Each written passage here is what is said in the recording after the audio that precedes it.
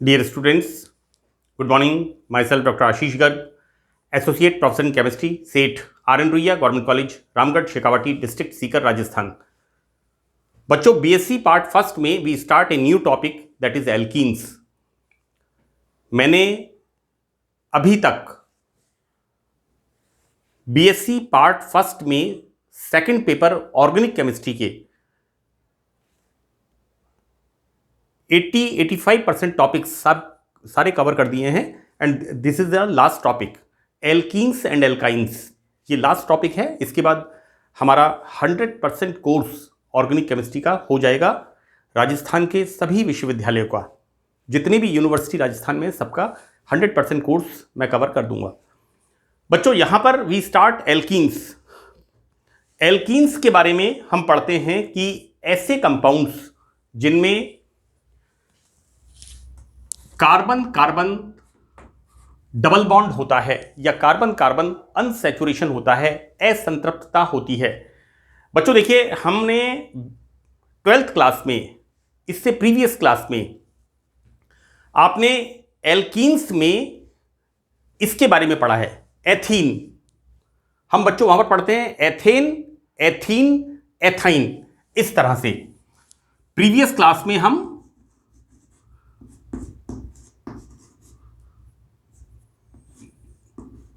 This is the ethane. Next ethene, और तीसरा बच्चों इसके अंदर होता है ethyne. What I am saying, single bond is the ane, 2 carbon eth, here 2 carbons eth, double bond ene, and here 2 carbons eth and triple bond yne, right. तो इस प्रकार हम लास्ट ईयर हमने पढ़ा है एल्केन, एल्कीन, एल्काइन। बच्चों यहां पर इस सत्र में हम एथेन, एथीन, राइट, इथाइलिन के जो सुपीरियर कंपाउंड्स हैं, उसके बाद वाले जो कंपाउंड्स हैं, उनके बारे में हम अध्ययन करेंगे। यहां पर मैं एल्कीन्स का इंट्रोडक्शन स्टार्ट कर रहा हूं कि एल्कीन्स ओपन चेन, इसको कहते हैं बच्चों विवृत श्रृंखला। इस तरह की चेन, बच्चों इस तरह की जो चेन होती है उन्हें हम कहते हैं ओपन चेन, विवृत श्रृंखला। तो एल्कीन्स ओपन चेन वाले उन असंतृप्त हाइड्रोकार्बन को कहते हैं जिनमें एक कार्बन कार्बन डबल बॉन्ड होता है, राइट। तो ऐसे कंपाउंड्स जिनमें ओपन चेन होती है और कार्बन कार्बन डबल बॉन्ड होता है, उन्हें हम एल्कीन्स कहते हैं। बच्चों एल्कीन्स को ओलिफिन, ये जो ओलिफिन है मतलब ऑयल प्रोड्यूसिंग, इनसे जो कंपाउंड बनते हैं ऑयली कंपाउंड बनते हैं। किस तरह से? ओलिफिन शब्द बना है ओलिफेंट से। This olefin word introduce from Oliphant, इससे बना है, और इसका अर्थ होता है ऑयल फॉर्मिंग। यानी एल्कीन से जो कंपाउंड बनते हैं वो ऑयली होते हैं, सो दैट इनको हम कहते हैं ओलिफिन्स। बच्चों इनका जनरल फार्मूला, एल्कीन्स का जनरल फार्मूला होता है CnH2n। तो this is the general formula by which हम इससे, देखो बच्चों मैंने आपको ये जनरल फार्मूला साइक्लो एल्कीन्स के अंदर भी बताया है कि किस तरह से साइक्लो एल्कीन्स के अंदर हम इससे लाइक यू नो, जैसे this is the molecular formula, this is what, this is alkene. हम इसको बोल सकते हैं 1 2 3, डबल बॉन्ड इस तरफ है, सो दैट 1 2 3 हम क्या बोलेंगे इससे, 1 prop इन, राइट। और इससे अगर हम इस तरह का स्ट्रक्चर और लिख दें, this is the like this, तो this is what, cycloalkane. तो ये जनरल फॉर्मूला जो है CnH2n, ये किसका है, साइक्लो एल्केन का भी है और एल्कीन्स का भी है। बच्चों मैंने ये जो मैंने अभी बात बताई है साइक्लोएल्केन एंड एल्कीन्स, तो ये मैंने साइक्लोएल्केन्स के अंदर काफी डिटेल में डिस्कस किया है, right. Now we start nomenclature. तो बच्चों देखिए, यहां पर जब नामाकरण पद्धति की बात आती है तो सबसे पहले इसमें आता है ट्राइबल नेम सिस्टम, रूढ़ नाम पद्धति। देखिए बच्चों, यहां पर ट्राइबल नेम सिस्टम में एल्केन में जो सफिक्स होता है बच्चों, this is the suffix, this is the suffix. Alkene में जो अनुलग्न होता है बच्चों, इसे सफिक्स और प्रीफिक्स, प्रीफिक्स जो पहले आता है, हम बोलते हैं ना एम ए प्रीवियस, क्योंकि बहुत सी चीज़ें कई बार कमजोरी होती है मेरी, मैं इसको अनुलग्न पूर्वलग्न को भूल जाता था, राइट। तो मैं इसको ऐसे याद कर रखा है, प्रीफिक्स जो पहले लगता है, सफिक्स जो बाद में आता है, राइट। इसलिए मैंने यहां लिखा है अनुलग्न, सफिक्स जो बाद में आएगा। बाद में क्या आ रहा है? एन। तो यहां पर एल्केन के अनुलग्न सफिक्स एन के स्थान पर क्या लगा देते हैं? इलीन। This is ENE। जैसे मिथाइल से मिथाइल, YL, मिथाइलीन। इथाइल से इथाइलीन, एथिलीन। एनीवे, तो बच्चों इनको हम क्या कहते हैं? Alkylene. These are called alkylene. Fine. मैंने यहां पर एग्जांपल्स बताए हैं। देखिए यहां पर दिस इज एथेन, तो एथेन से क्या बना? C2H4। बच्चों this is the C2H4। See this is the ethane से इथाइलीन। बच्चों this is the tribal name system, है ना। मीथेन से मिथाइलीन, एथेन से ethylene, and here see propane, this is the propane. तो प्रोपेन से क्या बना? प्रोपाइलीन। बच्चों हमें क्या करना है? देखिए हमने लिखा C3H2 into 3 because n बराबर 3, so that formation of molecular formula C3H6, right. तो यहां पर हम क्या देख रहे हैं कि जिस एल्केन से ये बनता है उसमें सफिक्स अनुलग्न एन को हटा करके हम क्या लगा देते हैं? YLENE, इलीन। ये हम लगा देते हैं यहां पर, राइट। बच्चों देखिए यहां पर ड्राइव्ड सिस्टम, मतलब ये नाम इनके किससे बने हैं? इनके नाम बने हैं एल्कीन से, इनके नाम बने हैं बच्चों। तो यहां पर जब हम एल्कीन्स का नामकरण कैसे करते हैं? इथाइलीन का व्युत्पन्न मान करके। बच्चों यहां पर अगर हम बात करते हैं, दिस इज द प्रोपाइलीन, है ना। यहां पर हम क्या करते हैं? कोरिलेट करके इनका नाम रखते हैं, राइट। प्रोपेन से प्रोपाइलीन। बच्चों यहां पर देखिए एक और इंपॉर्टेंट चीज है कि symmetrical and unsymmetrical alkenes, right. देखिए बच्चों यहां पर क्या हो रहा है? सममित एल्कीन में ये जो डबल बॉन्ड है C डबल बॉन्ड C, इसके दोनों तरफ सिमेट्रिकली मिथाइल ग्रुप लगे हुए हैं। So this type of alkene, जिसको कि हम इस तरह से डिवाइड कर सकते हैं, राइट, इसे हम क्या बोलते हैं? Symmetrical dimethyl ethylene.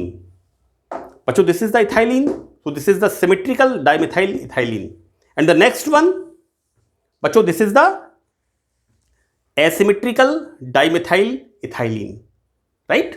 सी यहां पर क्या हो रहा है? यहां पर हम इसको अगर इस तरह से डिवाइड करते हैं तो यहां पर ये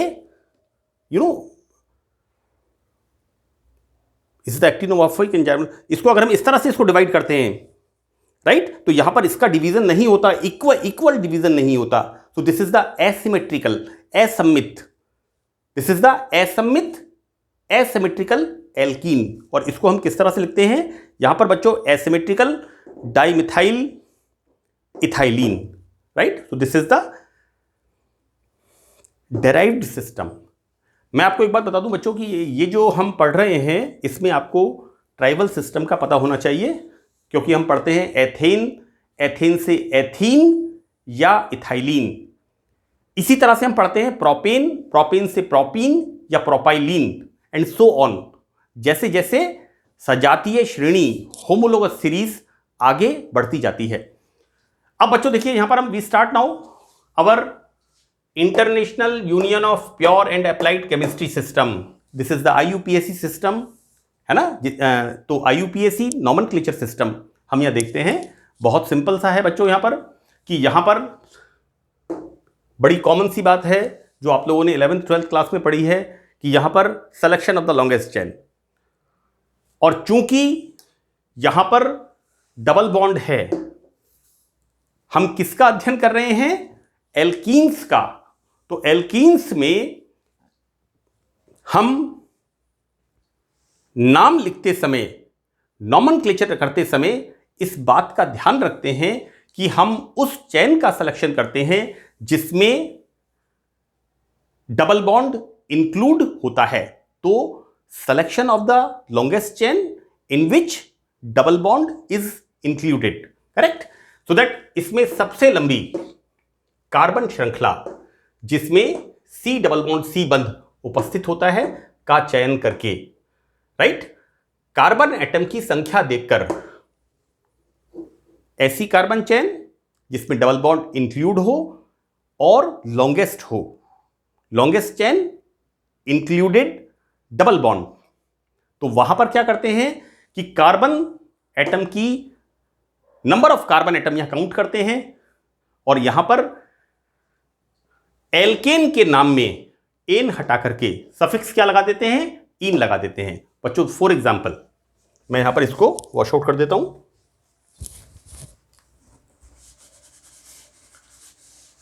इससे कंफ्यूजन पैदा होगा। Example, we are taking C2H4। बच्चों कैसे लिखेंगे इसे हम? CH2 डबल बॉन्ड CH2, तो दो कार्बन, राइट, और इसका सफिक्स क्या है? इन।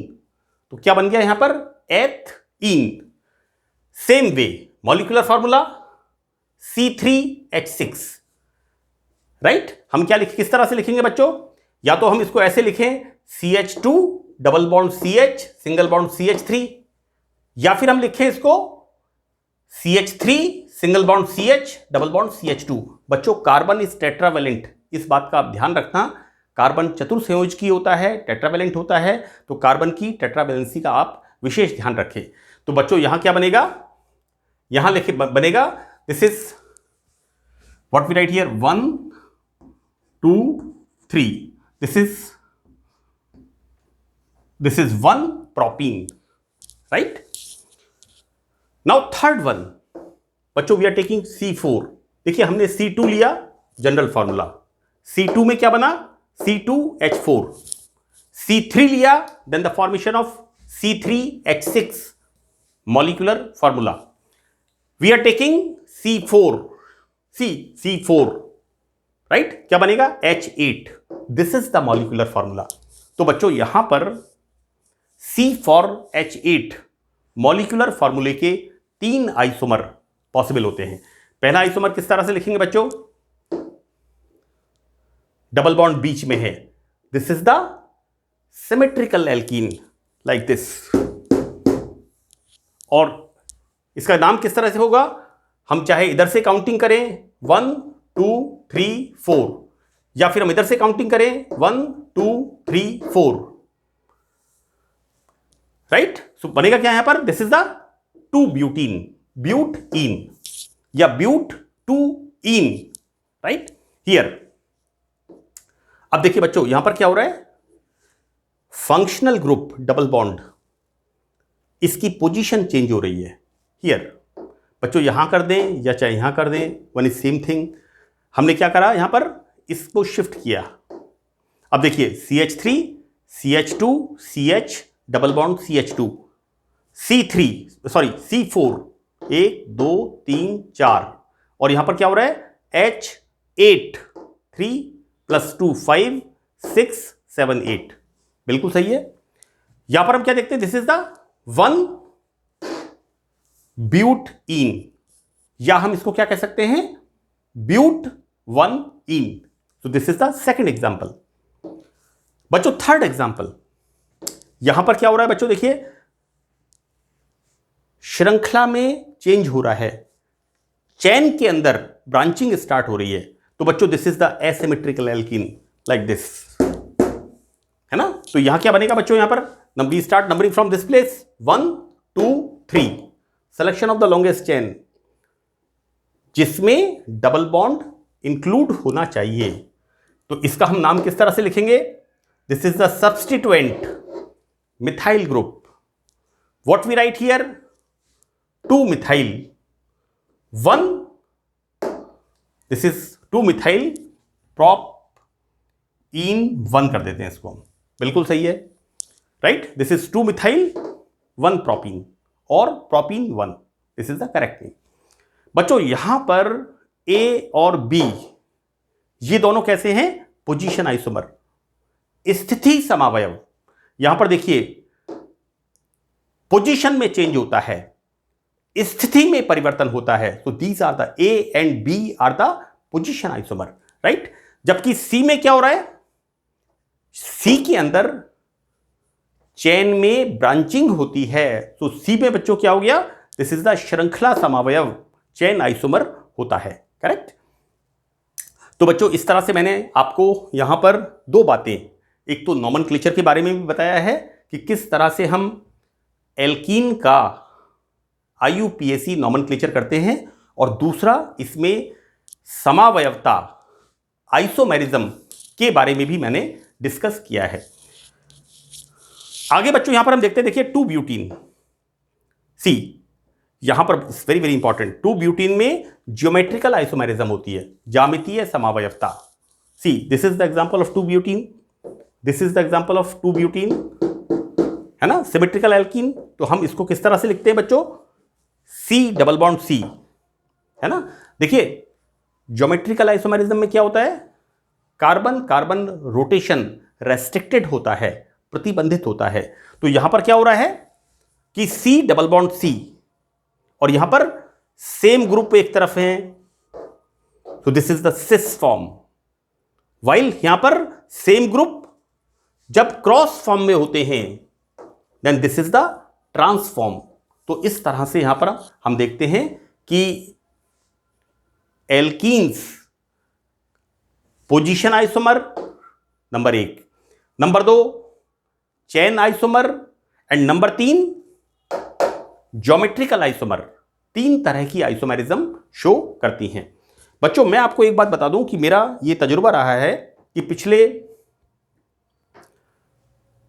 17-18 साल पहले जब राजस्थान का मैक्सिमम पार्ट राजस्थान यूनिवर्सिटी से संबद्ध था, एफिलिएटेड था, तो उस समय मैं देखता था कि क्वेश्चन पेपर्स बड़े माइनर बना करते थे और उनके अंदर इस तरह के सवाल पूछते थे कि इस मॉलिक्यूलर फॉर्मूले के कितने आइसोमर पॉसिबल होंगे। तो बच्चों यहां पर 1 2 3 4 5 आइसोमर बनते थे, राइट। 2 बनते थे पोजीशन आइसोमर, जिनके अंदर क्रियात्मक समूह की स्थिति परिवर्तित होती थी, और तीसरा आइसोमर बनता था चेन आइसोमर, और चौथा आइसोमर बनता था इसमें ज्योमेट्रिकल आइसोमर। मुझे याद है 2001 में, 2000 में, 99 में इस तरह के क्वेश्चंस एल्कीन्स में से पूछे जाते थे। बच्चों हमने नया टॉपिक स्टार्ट किया है, और चूंकि इसका बैकग्राउंड जैसा मैंने लगभग सारी केमिस्ट्री के टॉपिक्स में बताया है 12th क्लास से रिलेटेड है, तो आपको ये टॉपिक समझ में आया होगा। So that's all in this lecture. Thank you.